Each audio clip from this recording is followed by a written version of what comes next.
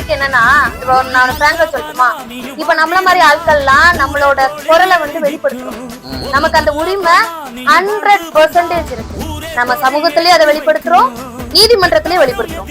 அந்த ஒரு ஆப்பர்ச்சுனிட்டி நமக்கு இருக்கு, கரெக்டா? ஆனா பாவப்பட்ட மக்கள், பாமர மக்கள், அவங்களுக்கு வந்து எங்க போய் யார்கிட்ட பேசணும், அந்த ஒரு பிரச்சனைக்கு எப்படி குரல் கொடுக்கணுங்கிறது தெரியல. அப்ப அந்த மீடியா வந்து ஒரு ப்ராப்பர் பிளாட்ஃபார்மா அவங்களுக்கு அமையுது. சோ அப்ப நம்மளோட கருத்துக்களை நம்மளோட வீடியோல அப்லோட் பண்றது மூலமாக அவங்களோட கருத்துக்களும் அதுல வந்து பதிவு பண்றாங்க. சோ அது வந்து ஒரு வரவேற்க தகுந்த விஷயம். நீங்க வந்து நல்ல முறையில உங்க கருத்துக்களை சொல்லுங்க, அது வந்து தவறே கிடையாது. ஆனா தேவையில்லாம வேர்பல் அபியூஸ் பண்றது, தேவையில்லாம மத்தவங்களை கேவலப்படுத்துறது, நம்மள மட்டும் இல்ல எல்லா யூடியூப் காரங்களையும் சொல்றேன், பொதுமக்களை சொல்றேன் நான்.